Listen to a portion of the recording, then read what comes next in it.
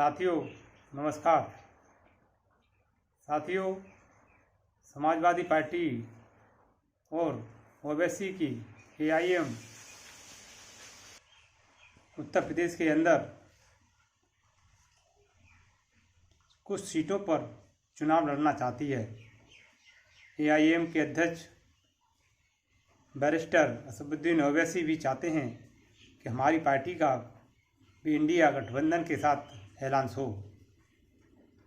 India गठबंधन के साथ कुछ साथी हैं, वो नहीं चाहते हैं कि इस इंडिया गठबंधन के अंदर बहुजन समाज पार्टी और ओवैसी की पार्टी साथ मिलकर चुनाव लड़ें, क्योंकि यदि ओवैसी और मायावती का इंडिया गठबंधन के साथ ऐलान होता है तो वो लोगों की हैसियत कम हो जाएगी जो चाहते हैं कि हम अकेले लड़ेंगे, कि बिना बहुजन समाज पार्टी और ओवैसी के साथ यदि आते हैं ये लोग जो अलग रहेंगे दोनों पार्टियां, तो हमारे साथ दलित और मुस्लिम जुड़ेगा।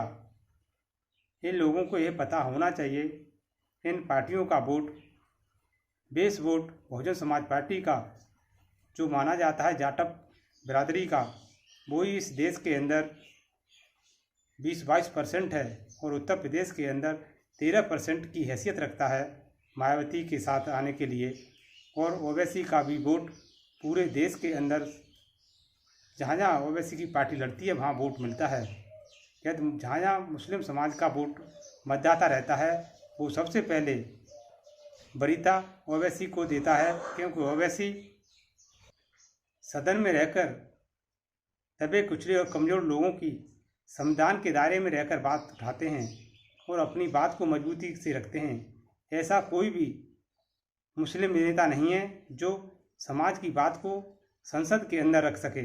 इसलिए मुस्लिम समाज और दलित समाज भी चाहता है कि दोनों पार्टियां इकट्ठा होकर और इंडिया गठबंधन के साथ जाएं। और इंडिया गठबंधन को इन लोगों से अपील करना चाहिए, और ख़ासकर कांग्रेस पार्टी के मल्लिकार्जुन खड़गे और राहुल गांधी को इसकी पूरी तरह से अपील करना चाहिए और लोग नेताओं से मुलाकात कर इंडिया गठबंधन के साथ इन लोगों को भी लाना चाहिए।